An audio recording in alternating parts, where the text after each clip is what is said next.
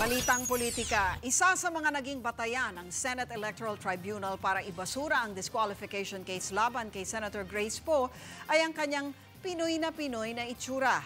Wala raw na ihaing ebidensya ang petitioner na magpapatunay na dayuhan ang mga tunay na magulang ng senadora. Umaksyon si Mayan Los Baños.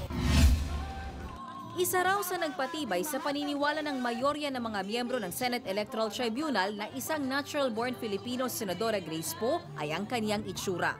Base sa desisyon ng SET, 5'2" ang taas ng senadora, brown ang mga mata, itim ang buhok, hindi katangusan ang ilong at bilugan ang mukha. Nakaraniwang itsura naman daw ng mga Pilipino. Puro Pilipino rin naman daw ang bumubuo sa populasyon ng Haro Iloilo na bayan kung saan natagpuan si Poe.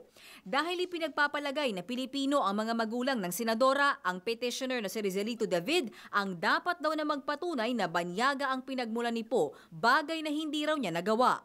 Kabilang sa mga nagbasura sa disqualification case Senador Bam Aquino, ang kanyang basihan ay ang international laws na nagsasabing ang sino mang inabandona ay kikilalaning mamamayan ng bansa kung saan siya natagpuan. Nag-decide tayo based on the fact na napakalaki ng implikasyon ng aming magiging desisyon sa mga foundlings.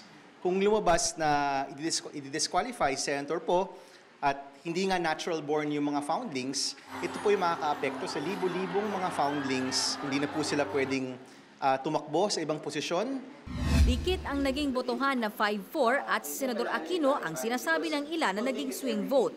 Miyembro siya ng Liberal Party at campaign manager ni Congresswoman Leni Robredo. Pero ayon sa senador, hindi siya nahirapan sa pagboto. Wala rin daw kahit sino na nagtangkang mag-impluwensya ng kanyang desisyon at lalong hindi raw si Pangulong Aquino. Hindi niya ako kinausap to vote in favor of anything. And in fairness to the party, wala akong sumubok na ibahin ang aking isipan. Senador Nancy Binay ang kaisa-isang senador sa SET na hindi pumabor kay Poe. Sa isang pahayag, binigyang diin niya na ang kaso ay hindi tungkol sa kanyang ama na makakalaban ni Poe sa presidential elections, kundi sa pagpapairal ng konstitusyon. Si David kumbinsidong umiral ang politika sa pagpabor ng mga senador kay Poe. Yung desisyon na kanilang ibinigay ng 5 senators parang desisyon ng pagkakaibigan, no? Kumbaga what's another seat or a few more months among friends. Parang nangyari ngayon, Grace, pinagbigyan ka na namin, at least dito sa Senate Electoral Tribunal.